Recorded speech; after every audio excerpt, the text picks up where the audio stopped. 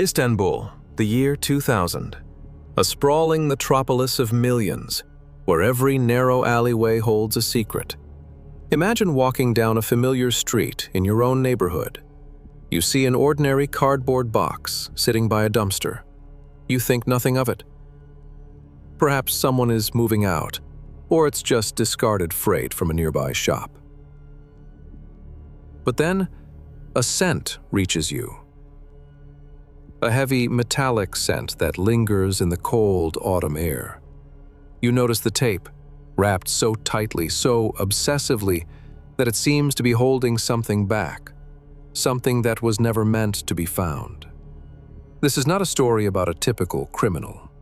This is the account of a man who viewed human life as nothing more than cargo. A man who treated his victims like objects to be packed, sealed, and shipped into oblivion. This is the chilling case of the man the media called the cardboard box killer. The nightmare began on October 9th. In the district of Yeni Bosna, the first package was discovered. It was a standard industrial box, but inside was the lifeless body of a man. Within weeks, more started appearing across the city. Hastal, Gazi Osman Pasha, Fatih. Istanbul was being marked by a predator who followed a hauntingly consistent ritual. The investigators at the Homicide Bureau were facing a ghost. The victims were diverse: businessmen, acquaintances, friends.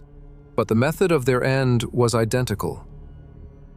They were drugged, rendered unconscious, and then strangled with a thin wire. No fingerprints, no struggle, no mercy. But it was the aftermath that truly terrified the public. The perpetrator didn't just dump the bodies. He folded them with surgical coldness, forcing them into small cardboard containers.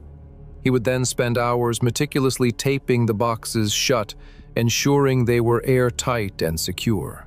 To him, this wasn't a crime scene. It was a logistics problem.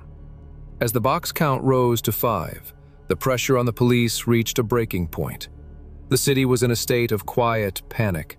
The killer was invisible, moving through the crowded streets of Istanbul with a simple handcart, carrying his grim cargo in broad daylight. He was a shadow in plain sight. But every predator, no matter how methodical, eventually leaves a trail. In January 2001, a single technical oversight cracked the case. The subject had kept a mobile phone belonging to one of the missing persons. A digital signal, a brief moment of connection, and the net began to close. When the authorities raided an apartment in the heart of the city, they didn't find a monster lurking in the dark. They found Orhan Aksoy, a man who looked entirely ordinary, a man who could have been your neighbor, your shopkeeper, or your friend. In the interrogation room, the detectives expected resistance. They expected lies. Instead, they were met with a chilling, monotonous confession. Aksoy didn't deny his deeds. He described the events with the detachment of an accountant reviewing a ledger. He spoke about the tape. He spoke about the dimensions of the boxes.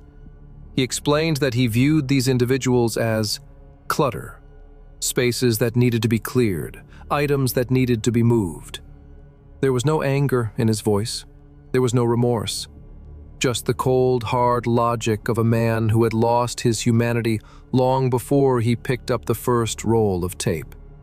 To him, the act of sealing those boxes was the final step in an orderly process. Orhan Aksoy was eventually handed 5 consecutive life sentences. He remains behind bars to this day, a permanent resident of the system he tried so hard to evade. But his legacy remains a dark stain on the history of this city. It changed the way people looked at their surroundings.